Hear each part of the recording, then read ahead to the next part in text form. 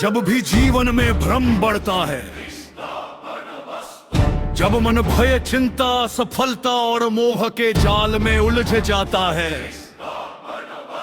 तब भगवान श्री कृष्ण का अमर संदेश हमारा मार्गदर्शन करता है। महाभारत के युद्ध क्षेत्र कुरुक्षेत्र में अर्जुन अपने ही बंधुओं, गुरुओं और मित्रों को सामने देखकर विचलित हो गए। उनके हाथ से गांडीव छूट गया, मन शोक से भर गया। उन्होंने युद्ध करने से इनकार कर दिया। किसी क्षण भगवान श्री कृष्ण ने दिव्य ज्ञान दिया, जिसे आज हम भगवत गीता के नाम से जानते हैं। श्री कृष्ण कहते हैं, तुम यह शरीर नहीं हो, तुम सनातन, अविनाशी और अमर आत्मा हो। शरीर जन्म लेता है, बढ़ता है, बूढ़ा होता है और एक दिन समाप्त हो जाता है, किंतु आत्मा ना कभी जन्म लेती है, न कभी मरती है।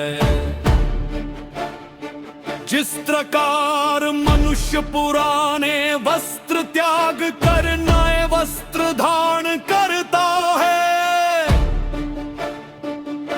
उसी प्रकार आत्मा एक शरीर छोड़कर दूसरा शरीर धारण करती है। इसलिए मृत्यु अंत नहीं, बल्कि एक नई यात्रा का आरंभ है।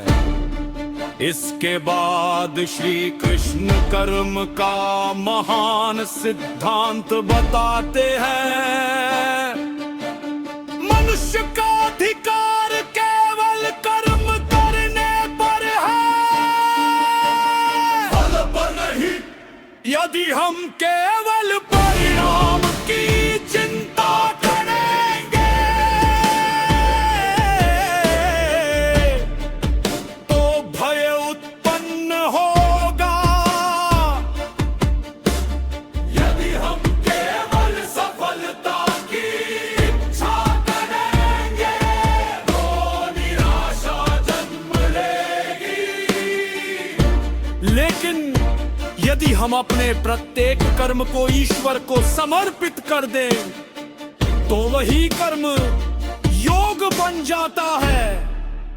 कर्मयोग हमें सिखाता है कि पूरी निष्ठा, ईमानदारी और श्रद्धा से अपना कर्तव्य निभाओ, बाकी सब भगवान पर छोड़ दो। यही जीवन की पहली और सबसे बड़ी शांति है। भगवान श्री कृष्ण कहते हैं, जो व्यक्ति परिस्थितियों से नहीं अपने कर्तव्य से प्रेरित होता है, वही सच्चा योगी है। जीवन में कठिनाइयां आएगी, लोग बदलेंगे, समय बदलेगा, लेकिन जो अपने धर्म और सत्य पर अड़िग रहता है, उसे कोई पराजित नहीं कर सकता।